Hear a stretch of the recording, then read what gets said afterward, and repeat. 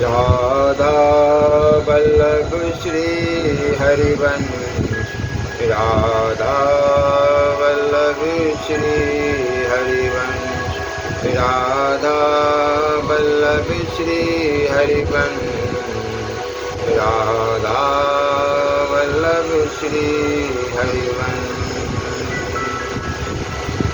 ओम श्री परमात्मने नमः।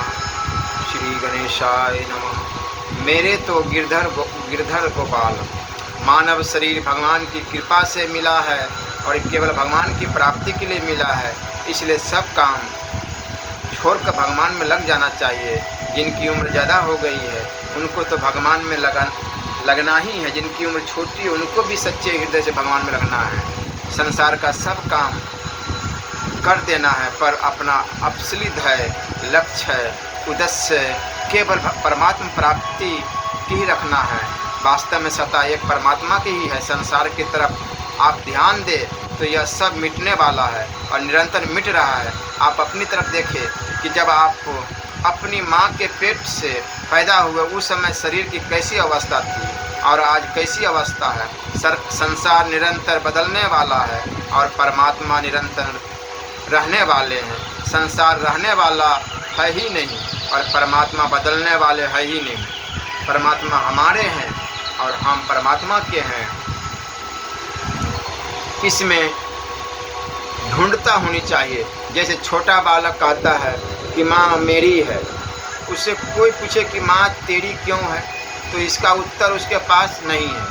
उसके पास मन में यह शंका ही पैदा नहीं होती कि माँ मेरी क्यों है, माँ मेरी है, बस इसमें उसको कोई संदेह नहीं होता। इसी तरह आप भी संदेह मत करो और यह बात ढूंढता से मान लो कि भगवान मेरे है, भगवान के सिवाय और कोई मेरा नहीं है, क्योंकि वह सब छूटने वाला है। जिनके प्रति आप बहुत सावधान रहते हैं वह रुपए, जमीन, मकान आदि सब छूट जाएंगे, उनकी याद तक नहीं रहेगी। अगर याद रहने की रीति हो तो बताए कि इस जन्म में से पहले आप कहाँ थे, आपके माँ बाप, स्त्री, पुत्र कौन थे, आपका घर कौन सा था। जैसे पहले जन्म की याद नहीं है ऐसे ही इस जन्म की भी याद नहीं रहेगी। जिसकी याद तक नहीं रहेगी उसके लिए आप अकारण परेशान हो रहे हो। यह सबके अनुभव की बात है कि हमारा कोई नहीं है, सब मिले हैं और बिछुड़ जाएंगे। इसलिए मेरे तो गिरधर गोपाल दूसरों न कोई, ऐसा मानकर मस्त हो जाओ। संसार का काम बिगड़ रहा है तो बिगड़ने दो, वह तो बिगड़ने वाला है ही, सुधर जाए तो भी बिगड़ेगा, उसकी चिंता मत करो। आरंभ से थोड़ा सा बिगड़ेगा परंतु पीछे बहुत बढ़िया हो जाएगा।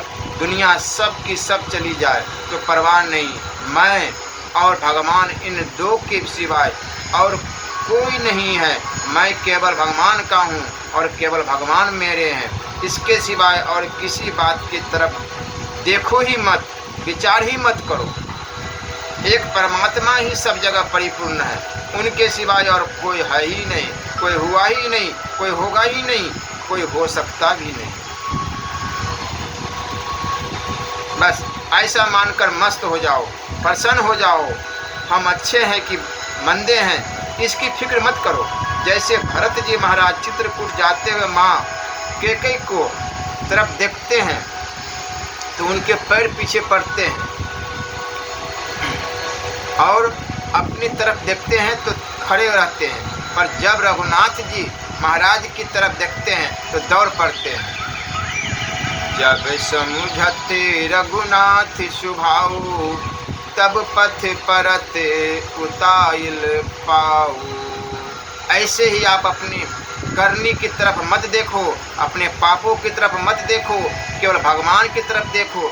जैसे विदुर रानी भगवान को छिलका देती है तो भगवान छिलका ही खाते हैं। छिलका खाने में भगवान को जो आनंद आता है वैसा आनंद गिरी खाने में नहीं आता, कारण कि विदुर रानी के मन में यह भाव है कि भगवान मेरे है। जैसे बच्चे को भूखा देखकर माँ जिस भाव से उसको खिलाती है उससे भी विशेष भाव विदुर रानी में है। ऐसे ही आप भगवान को अपना मान लो। जीने मरने आदि किसी की भी परवाह मत करो, किसी से डरो मत, किसी की भी गर्ज करने की जरूरत नहीं। बस एक ही विचार रखो, मेरे तो गिरधर गोपाल दूसरों न कोई। अगर यह विचार कर लोगे तो निहाल हो जाओगे। परंतु बहुत धन कमा लो, बहुत सैर शौकीनी कर लो, बहुत मान बड़ाई प्राप्त कर लो, तो यह सब कुछ काम नहीं आएगा।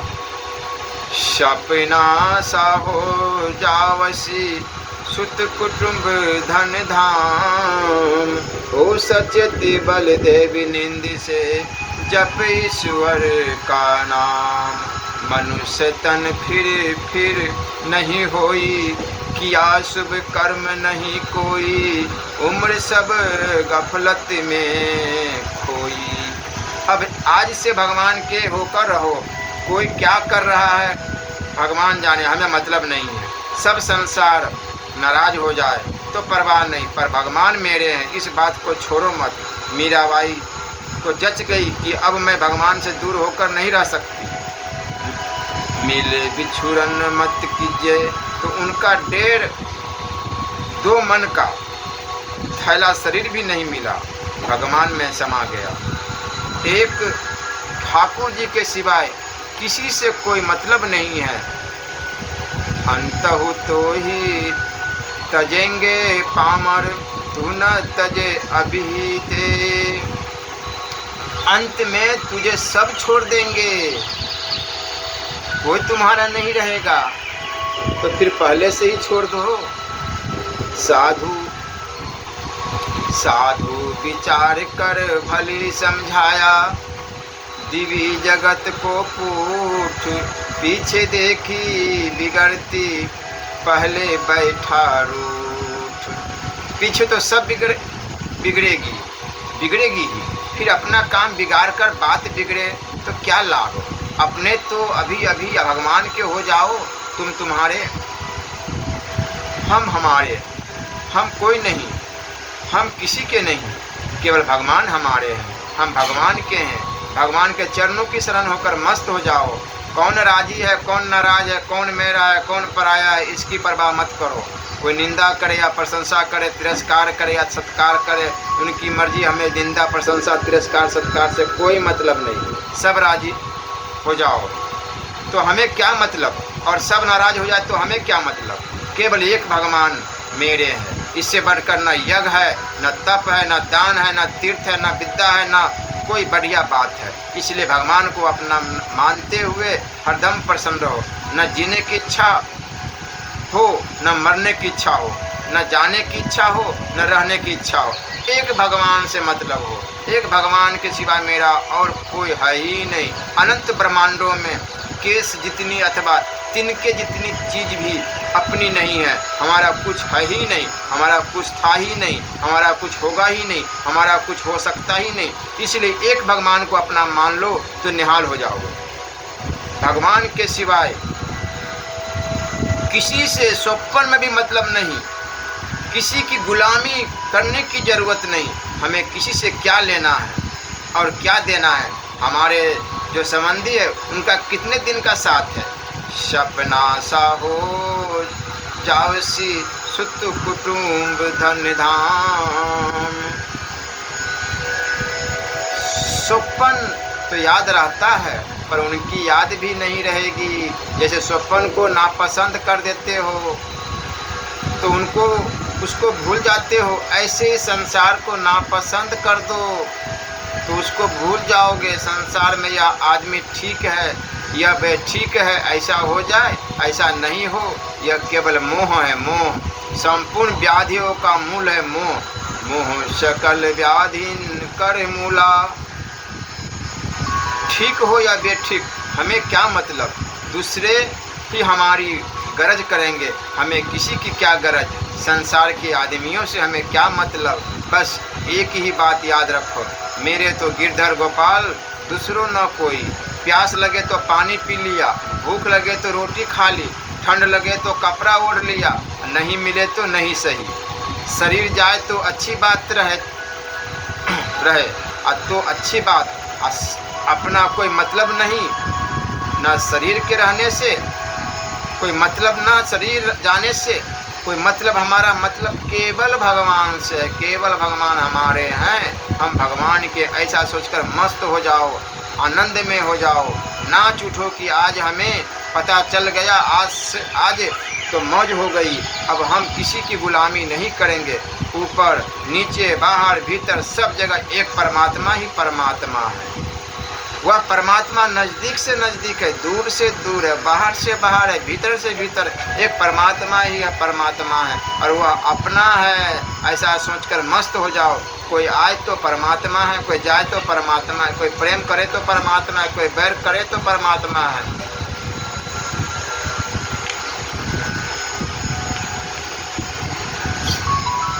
कुछ करे तो परमात्मा ही परमात्मा। उस परमात्मा को पुकारो कि हे नाथ, हे मेरे नाथ, मैं आपको कभी भूलूं नहीं, आपका जन्म सफल हो जाएगा। यह कितनी बढ़िया बात है, कितनी ऊंची बात है, कितनी सच्ची बात है, कितनी निर्मल बात है। कोई क्या करता है यह आप मत देखो, हमें उसे क्या मतलब है। तेरे भावे कछु करो, भलो बुरो संसार, नारायण तू बैठ के अपने भवन बुहार। हमारा मतलब केवल भगवान से है। हम अच्छे हैं तो उनके हैं, बुरे हैं तो उनके हैं। जो हम भले बुरे तो तेरे, तुम्हें हमारी लाज बराई, विनती सुनी प्रभु मेरे। संसार में तो एक तिनका भी हमारा नहीं रहेगा, नहीं रहेगा, नहीं रहेगा। अपना है ही नहीं तो कैसे रहेगा। संसार का प्रतिक्षण आपसे वियोग हो रहा है। जन्म लेने के बाद जितने वर्ष बीत गए उतने वर्ष तो आप मर ही गए और बाकी जो दिन बचे हैं वो भी जाने वाले हैं। एक भगवान के सिवाय अपना कुछ है ही नहीं। इसलिए भगवान को पुकारो कि हे नाथ, हे प्रभु, मैं आपको कभी भूलूं नहीं। हे प्रभु, मेरा कोई नहीं, केवल आप ही मेरे हो और कोई मेरा नहीं। फिर मौज हो जाएगी, आनंद हो जाएगा। मेरे तो भगवान है। इस बात को लेकर नाचते लग जाओ, कूदने लग जाओ कि आज हमारा काम हो गया। सब कुछ भगवान के चरणों में अर्पण कर दो। स्वप्न में भी किसी की गुलामी मत करो, हृदय से गुलामी निकाल दो। नाचने लग जाओ कि बस आज तो हम निहाल हो गए। कोई पूछे कि अरे क्या मिल गया, तो कहो कि जो मिलना चाहिए था वह मिल गया। वह परमात्मा स्वच्छ सबको मिला हुआ है, सबके भीतर विराजमान है। वह हमारा अपना है और किसी से हमें कोई गरज नहीं, किसी की आवश्यकता नहीं, किसी की परवाह नहीं। कोई राजी रहे तो मौज, नाराज रहे तो मौज। हम किसी को दुख नहीं देते, किसी के विरुद्ध कुछ करते नहीं, स्वप्न में भी किसी का हित नहीं चाहते। फिर कोई राजी रहे या नाराज, यह उसकी मर्जी। हमारा किसी से कोई मतलब ही नहीं। भगवान मेरे हैं, इसके समान कोई बात नहीं। होगी नहीं, हो सकती नहीं। इस बात का हमें पता लग गया तो अब मौज हो गई। इतने दिन दूसरों की गुलामी करके मुफ्त में दुख पाया। अब हम सबको प्रणाम करते हैं, सभी श्रेष्ठ है, पर हमें उनसे मतलब नहीं, हमें केवल भगवान से ही मतलब है। परंतु भगवान से भी हमें कुछ लेना नहीं है, कोई गरज नहीं करनी है। ढूंढा सब जहां में, पाया पता तेरा नहीं। जब पता तेरा लगा, अब पता मेरा नहीं। वास्तव में मैं है ही नहीं, केवल तू ही तू है। छोटा बड़ा अच्छा मंदा सब तू ही तू है। अब हमें असली चीज़ मिल गई।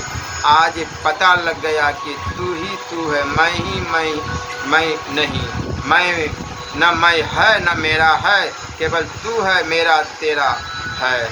अब आनंद ही आनंद है, पूर्ण आनंद, अपार आनंद, सम आनंद, शांत आनंद, घन आनंद, अचर आनंद, बाहर आनंद, भीतर आनंद, केवल आनंद ही आनंद।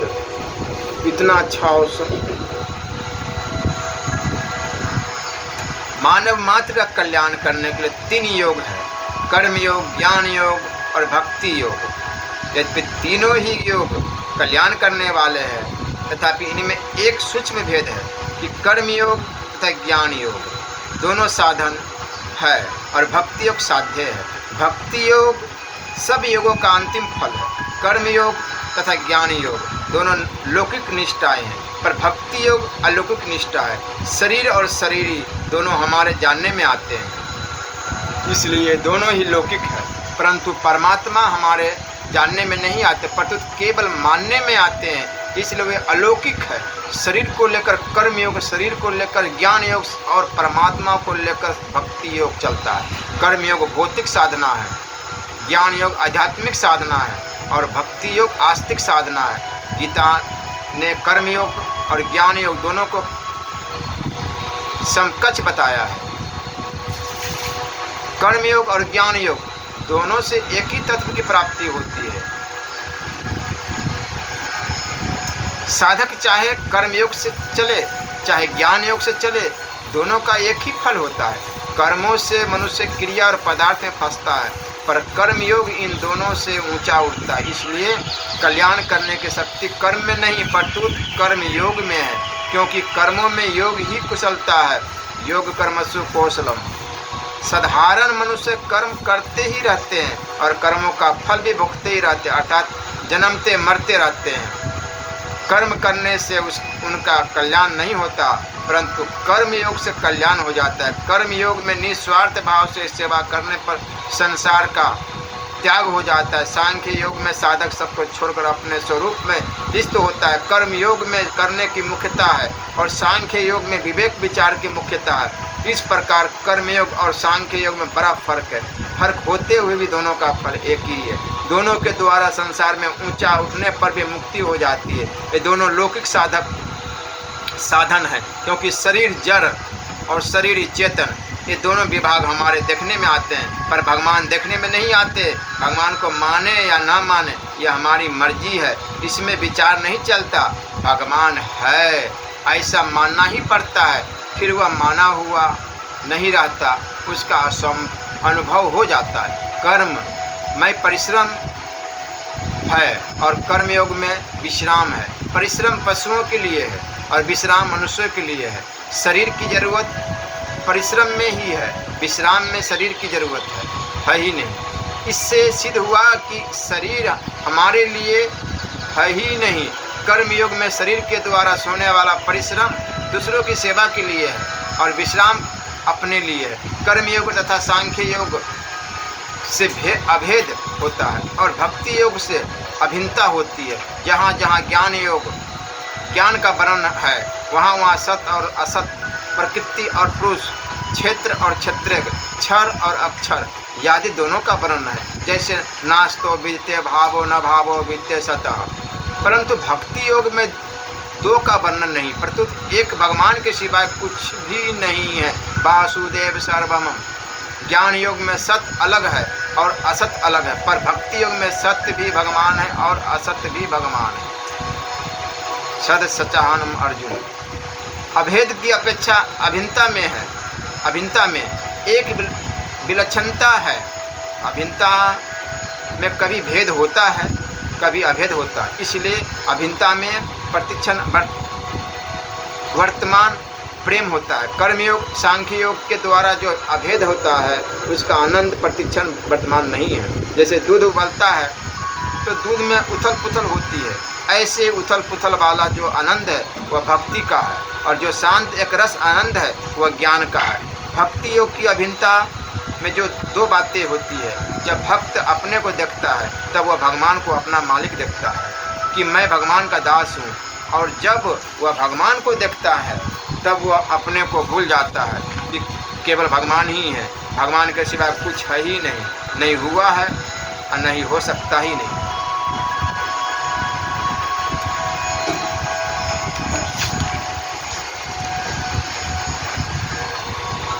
इस प्रकार भेद और अभेद दोनों होते रहते हैं, जिससे प्रेम प्रतिक्षण बढ़ता रहता है। गोस्वामी जी महाराज ने कहा, लिखा है, माई मोहि को न समझावे, राम गवन सोचो साचो, किधो सपनो मन परतिति न आवे, लगई रहत मेरे नैनने आगे, राम लखन अरु सीता तदपि न मिटत दाया।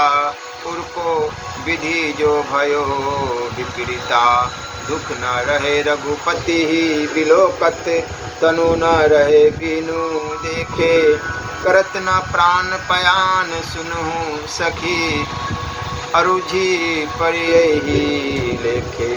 कौशल्या माता को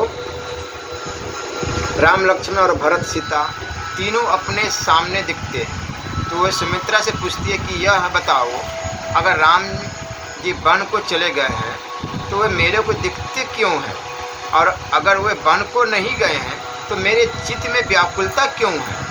कौशल्या जी की ये दो अवस्थाएं हैं। इन दोनों अवस्थाओं में प्रेम प्रतिक्षण वर्तमान होता है।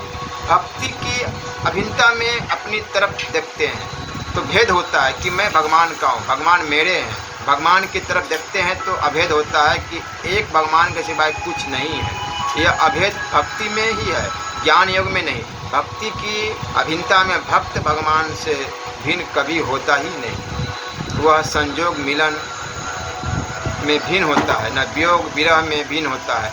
ज्ञान में अपने स्वरूप का ज्ञान होता है जो परमात्मा का अंश है। ममे बांसो जीव लोके।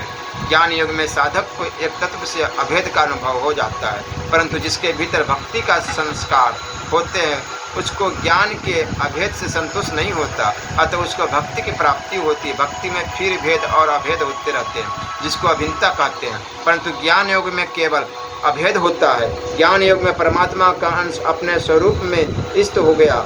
अब उसमें भेद कैसे हो? उसमें अखंड आनंद, अपार आनंद, असीम आनंद, एक आनंद ही आनंद रहता है, परंतु भक्ति योग में अभिन्नता का अभिन्नता ही होती है। दो से एक होते हैं तो अभेद होता है, और एक से दो होते हैं तो अभिन्नता होती है। अभेद में जीव की ब्रह्म के साथ एकता हो जाती है। एक रूप से जो ब्रह्म है वही अनेक रूप से जीव है। अभिन्नता में ईश्वर के साथ एकता होती है। अंश की एकता अभेद है और अंश की एकता अभिन्नता है। अंश की एकता में प्रतिक्षण वर्तमान प्रेम होता है। प्रतिक्षण वर्तमान प्रेम में विरह होने पर भक्त मिलन की इच्छा करता है और मिलन होने पर चुप शांत हो जाता है। इस अवस्था का वर्णन भागवत में इस प्रकार किया गया है, जिसकी वाणी मेरे नाम गुण और लीला का वर्णन करती है और